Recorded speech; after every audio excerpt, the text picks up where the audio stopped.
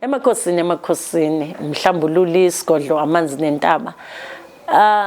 Ngithi mina kuwe yekela relax. Uma usuhambe inkonzo walinyazwe enkonzweni waphathwa kabi enkonzweni, ubishop wakho umfundisi wakho umqeda inhliziyo ngoba ungenayo imali. Makafuna imali ubishop na unayo. Uma kuthiwa kuyenzwani awunayo imali yakhona noma mhlawumbe unayo kodwa unalomnuko lo. Mhlambe lo mnuko loyo uyenzwa abakini noma idlozi lakho noma umdali ngokuthi akuyenza unuke ukuze azokwazi ukwazi ukuzuba ubuhlungu ukuthi usuke kuleyo nkonzo. Bantu abadala ke lana ukuthathelwa phansi. Ninalo ilungelo lokuthi uyokhonza la umoya wakho uzoba free khona. Makube kule ndawo kuye mangikhuluma nawe manje ukuthi enkonzweni uhlezi ulimala uhetheka. Ngaleso sikhathi uyamthanda ubishop wakho, uyamthanda umfundisi wakho, kodwa kunezinto ezikulimazayo.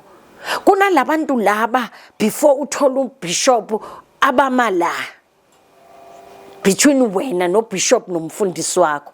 Kubuye futhi mayifika ku bishop lo bishop angaza kujikela ngenxa yalabantu yena ababeke la. Sikhuluma ngeexecutive. Ingabe executive yesonto ingabe ikuphatha kahle ngoba kuyenzeka ukuthi umfundisi no bishop akuphathe kahle, kodwa iexecutive kube yiyo elimaza isonto. Kukaningi noma umfundisi noma ubishop uyena ogadlayo. Kubuye futhi ke mase ngiyikhuluma kahle yekela inkonzo uma ingakusebenzeli. Yekela abelaphi bendabuko uma bangakusebenzeli. Yekela ukuphuma anything phela ephuma from ngaphandle emagcekeni akho. Noma ngisikhuluma kahle isizulu ekhaya, yes, emagcekeni, anything ezokuyenza ukuthi uyofuna uncedo ngokamoya ngaphandle like inkonzo abathandazeli abaprofeti, wazi ukuthi kukabili it's either izokulimaza noma izokuphilisa. Kodwa ngizokhuluma mina namhlanje nabantu abaseba forced ukuphila endaweni abangasafuneki kuyo. Abakini mabangakufuni kule nkonzo kuyo kule nyanga oya kuyo, sengikhuluma ngomelaphi wendabuko oya kuye, abaprofeti eniyakubo, ama signs are there. Kuyoba nje nento yokuthi awuyiboni lento iyelayo noma uzwe ngathi ukuzisa ubuhlungu. Labo mhlawumbe lento bekufanele uye kuyo seyilaphekile kuwena, mhlawumbe ubuye ufunda idiscipline nje, kodwa namhlanje awuneliseki. Niyelani inkonzweni nilimala kangaka? Niyelani kubelaphi bendabuko nilimele kangaka? Ibuyela kwabantu namhlanje ukuthi nase la i-mindset yabo ifile. That's why uzobathola ukuthi mabazokhuluma nawe ngihambile ngiyenzeni, ayikho nice lento leyo. Phela mawuthi uhambile kimi ngiyazi ukuthi uyiproblem. Ngiyazi uyiproblem, uzoba yiproblem nakimi.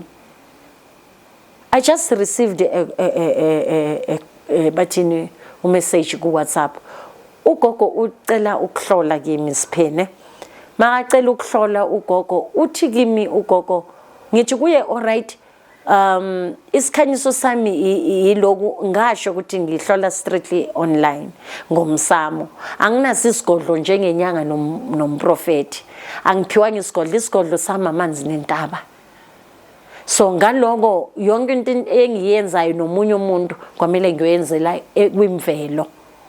So uma ngikuhlolela ngifuna ukuthi ngazi ukuthi soyenzani kwimvelo. So ugogo uthi kimi ukuhlola ngiyamtshela isikhanyiso, uyasifaka isikhanyiso, uyatransfera isikhanyiso, ngicela ama personal details akhe, ngicela igama lakho, isename kamama neka baba. Athi ugogo, yazi la sengilimazwe kakhulu ngesithombe sami angisathembi nyanga angibonile ukuthi akangihloleli na